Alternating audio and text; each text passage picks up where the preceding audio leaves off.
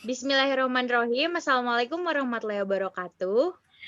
Hello, in this video we would like to show you our sharing session with our friends from India. Her name is Kokila, and Japan. Her name is Urara. I hope you guys get knowledge from this sharing session. So let's get started. Okay. Okay guys, let's get started. Hello Kokila, hello Urara. We are fifth semester students of English Education Department of University Singapura Bangsa Karawang in Indonesia. My name is Sandra, and my friend is Ananda. We held this sharing session in order to fulfill our final task of cross-culture understanding course, which is taught by Mr. Fauzi Miftakh. And now it is your turn to introduce yourself. Might start from Urara. Please introduce yourself. Yes. Hello, my name is Urara Tsurumoto. I'm an exchange student from Japan. My major is international relations. Thank you. Thank you, Urara. Okay, now Kokila turn. Hello everyone, I'm Kokila and I'm hailing from India. I'm currently doing my bachelor's in computer science and engineering from Bangalore Institute of Technology, and I'm a final year student here. So I'll be graduating in a couple of months, like 6 months probably. Okay, thank you for the introduction. Now we move to our first discussion that is about friendship in your culture. Okay, the first one, in your country, do people have temporary friendship as well as permanent ones? Okay. Should I be answering first? Yeah. So yeah, okay, fine. See, about friendship, I'll see we have both the kinds of friendship. It's like the temporary ones are also there, and there are some pretty hardcore lifelong friendships. Like I know I have a friend, and we're gonna be friends forever. We have been friends for 10 years or something now, and yeah, it's like they are like my family now. It's not just friendship anymore. They are a family. They're the extra child of my family. So it's both the kinds here in this country. Pretty common. thank you. How about Urara? Your In, country. in Japan, people have two types of friendships, permanent and temporary ones.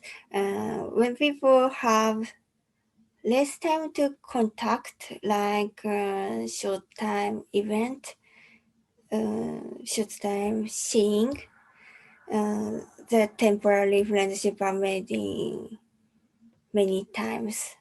I think that the permanent one is only for the few best friends, I think.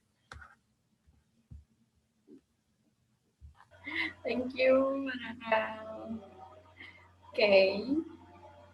Now we move to number 2. When you make friends, are they will be your friend for life? Um, is it clear?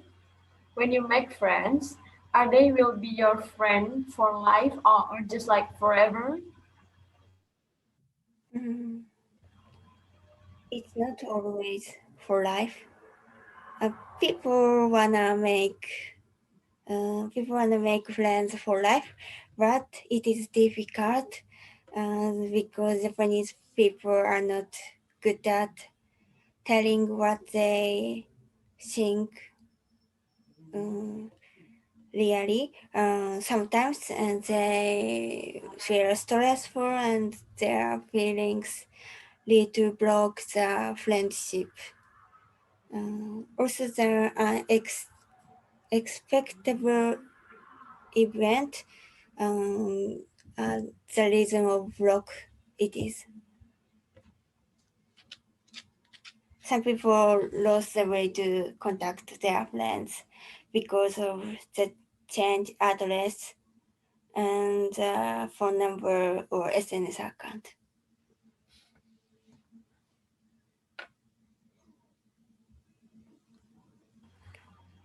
Thank you. Thank you. Now, Kokila, your turn. Yeah. Can you repeat your question? I didn't hear you quite well Okay. last time. Yeah. When you make friends, Mhm. are they will be your friend for life or like forever? Uh, See, it depends on a lot of factors, to be honest. It's about how many common grounds we share. Not all the friendships that we do are a lifetime kind of. Some of them are limited to the workplace or like colleges or schools or neighborhoods. And as we move along in our life, it gets distanced out, phased out. I won't say that the friendship is lost. We can still reconnect if the situation allows, but it gets phased out. Most of the times, the ones with whom you feel the kind of connect, there's some kind of cosmic connect you feel with some people. So if you can feel that, then you just know this friendship's gonna last forever. So far, I've come across only 3, 4 people, but those 3, 4 people are like the super close ones to me, and the friendship's gonna last. Other than that, they are good peeps, but I don't really think we'll be in touch forever.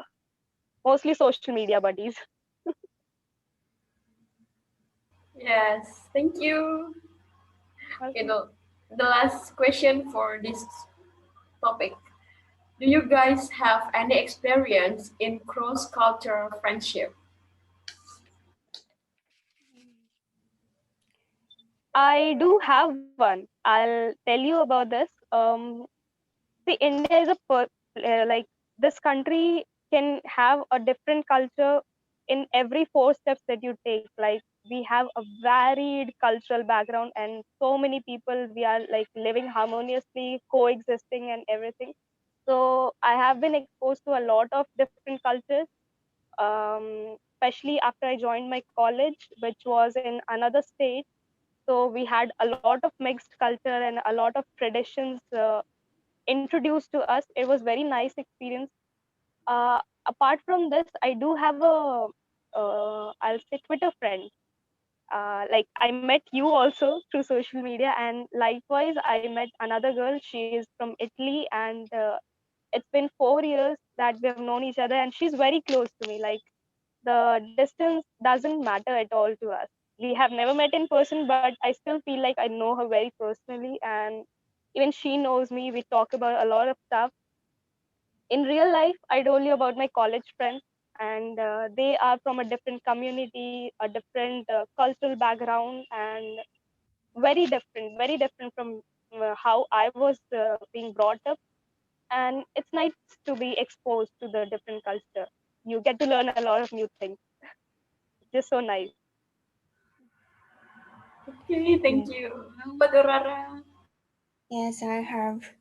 Say, I have an experience. My university has dormitories, and this dormitories, Japan. This dormitories is lived with Japanese students and foreign exchange students. One of my friend is is a friend from Poland. She and I lived. She and I had lived in these dormitories for 6 months. It's only 6 months, but we can speak everything and go out together, eat, cook and eat, and my and her traditional foods each other. Um, it's experience in less irreplaceable for me, and I could make the cross-cultural friendship. Uh, I I could get some knowledge about her countries and cultures.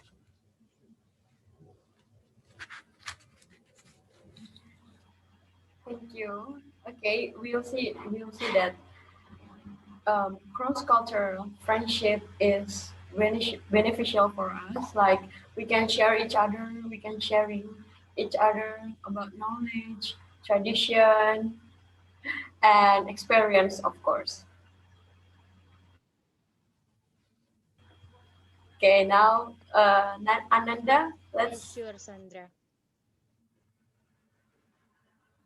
Okay, for the next discussion is about family in your country. For the first question is, for you, what defines a family? How about Urara? A family is a small unit of social life. Children can learn the social rule and the manner. Also, parents can learn the responsibility to grow their children and to lead a good way. So, a family is um, mini society.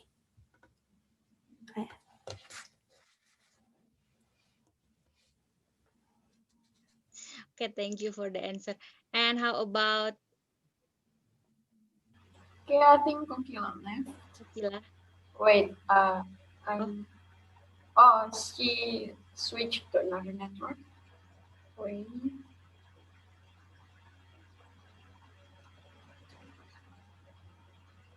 Okay, we'll be right back in 2 minutes. Okay. Okay. We can move to the next question, Ananda, for Urara. okay. For the second question is, what member of your family are most involved in your life, Uh, Urara? in my life, my father is very important. My father gave me some advice when I have important choice, such as where university I should go and where what job I I try to go to do in my life. So it my father's advice is very incredible for me.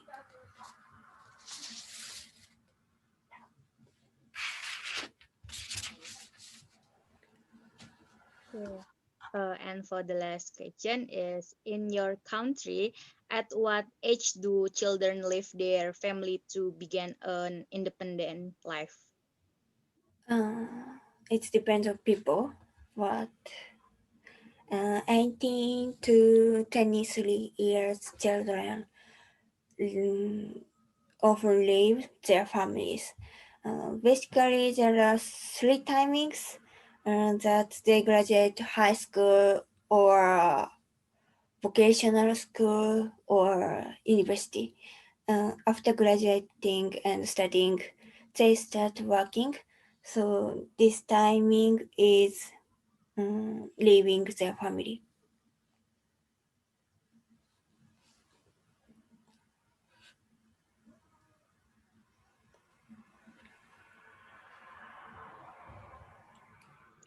Okay, thank you for the answer, Urara.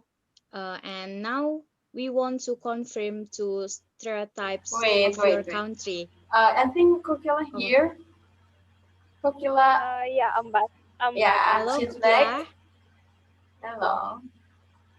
Okay, thank you for Urara for family discussion. Now, Ananda, can we move to Kokila? Yeah, sure. What was your question again? I just rejoined. Like there was a little interruption in the signal. Can you please repeat the question? It will be nice. Okay, okay. I think Ananda, hello. Are you still Yeah, there? yeah, you're audible. Yeah, you are audible. Hello. Yeah, hello. Yeah, yeah, Yeah, yeah, yeah. yeah. Okay, I can I can start for your question, Kokila, about the discussion is about family in your country, right?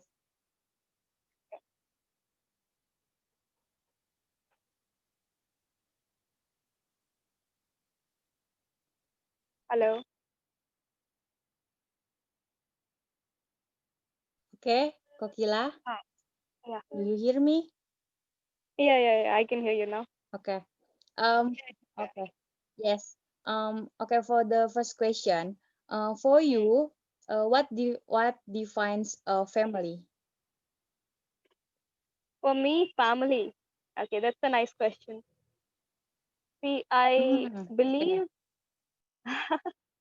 I believe if you can find the kind of emotional connect, it's very rare to find that. It's you just don't find it very often, even in your blood relatives, the people who with whom you are related with flesh and blood. But sometimes you find it in people you just randomly meet, a stranger, a friend, or something. So if I have that kind of connect and connection with someone, if I can share anything without the fear of being judged, or it's my safe place, I know about that person, then he or she is my family. I know family isn't what you are born into, family is what you choose to be with. So that's the kind of family I think is the right one. Uh-huh. And for the second question is, what member of your family are most involved in your life? My younger brother, my sibling and I, we have been very close all through our life. He's 3 years younger to me, and our parents are working, and we had a nuclear family. So, like most of the times, it was just the two of us at home. So, all those years together has contributed in a lot of bonding time and a lot of good memories, some very good mischiefs that we still laugh about. And yeah, he's the closest person to me. Like closest of all, not just family, closest of all, and we share, we talk about everything.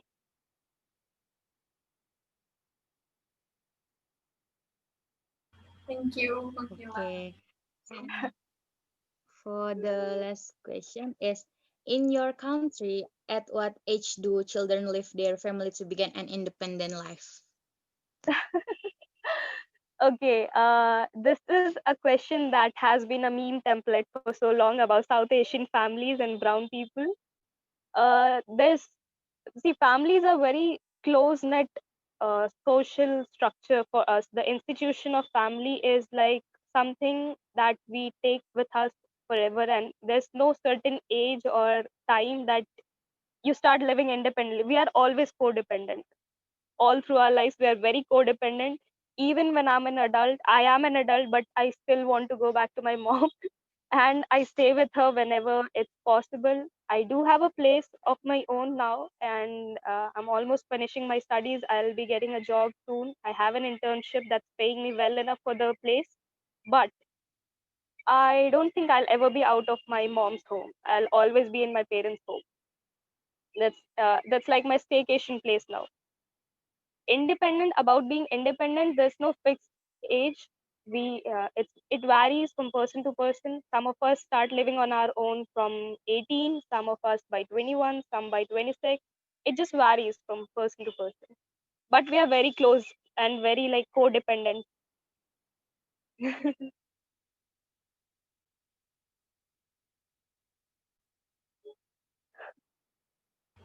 Thank you so much for your answer.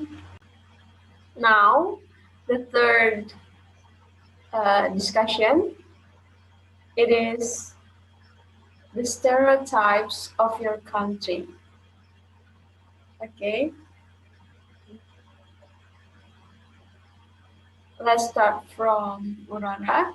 Japan, it is Japan stereotypes. Number one, stereotypes. Japanese people eat sushi every day. Is it true? It's True wrong. or not? It's wrong. In Japan, people eat sushi and eat out in a special day, gathering family. Um, it is difficult to cook sushi for themselves. Um, People go to sushi casual restaurant and eat. So and um, so it's difficult. And sushi is more expensive than other daily foods.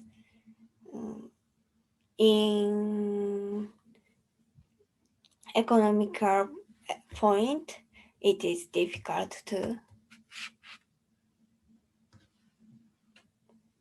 And some Japanese people don't like sushi because of raw fish.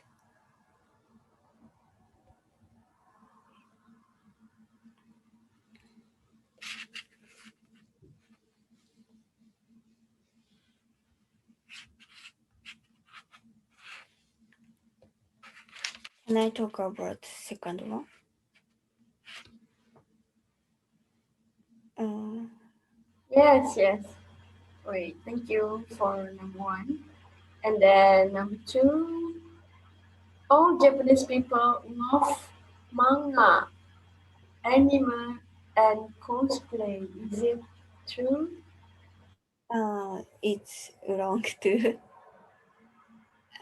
Also, manga, anime, and cosplay are some people's hobby. In fact, I don't usually read manga and watch anime. I have never tried to cosplay. Uh, yes, both sushi and manga culture are representative Japanese culture. So many people think Japan is them. S- I- But some people mm, very like about this hobby, manga anime, and so they are knowing very much than other people.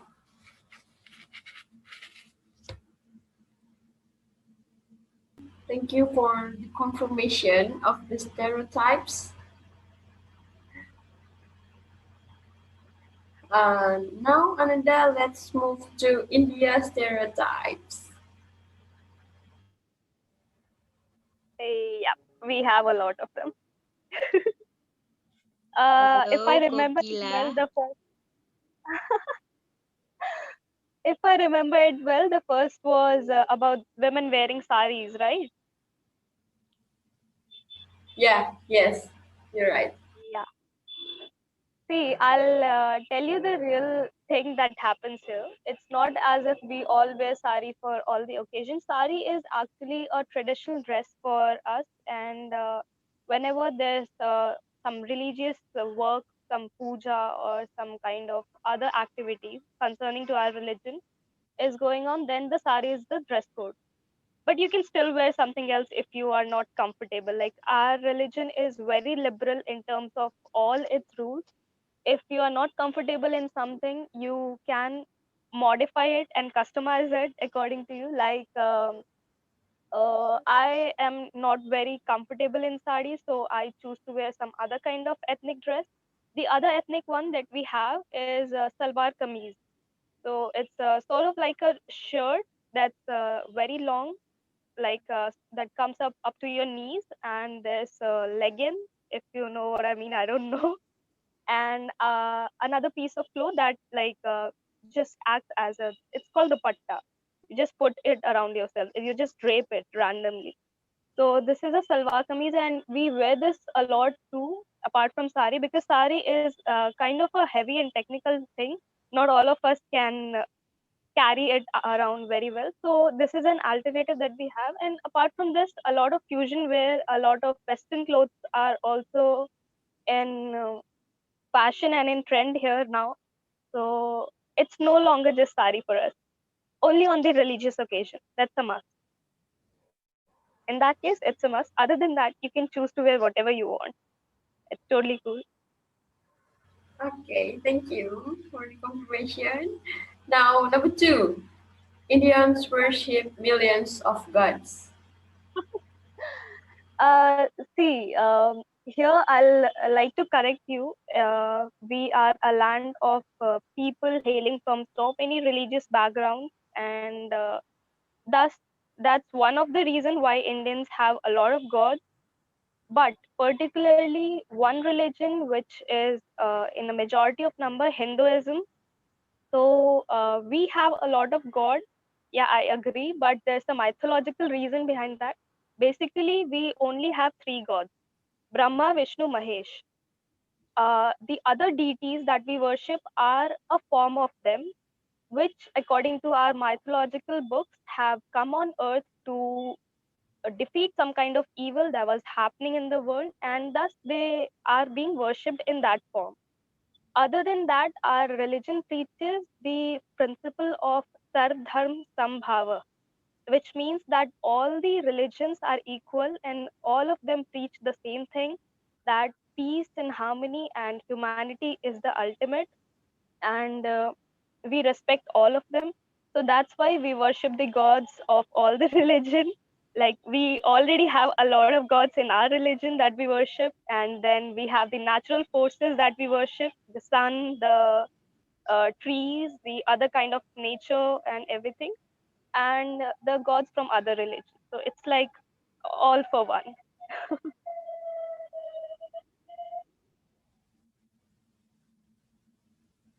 Okay, thank you for the confirmation. Okay. Our last discussion today is your opinion about Indonesia. So, what is your opinion about Indonesia? Okay, Kokila first.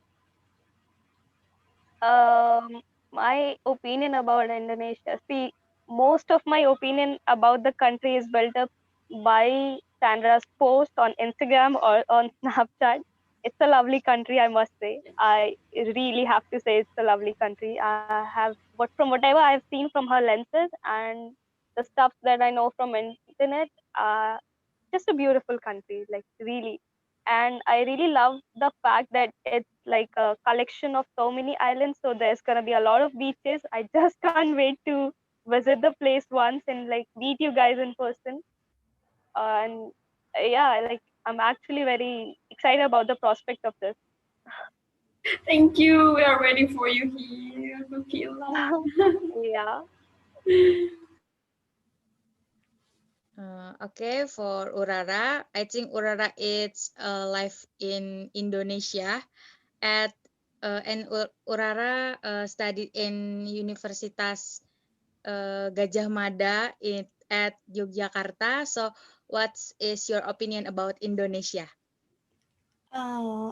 In Indonesian people are so kind. In this time, I cannot go to Indonesia, so I had only online classes in fishbowl and English. Um, and in some classes, I have sometimes differences, so I have some issues have occurs, but my Indonesian friend, helps me very much. So I appreciate for my friends.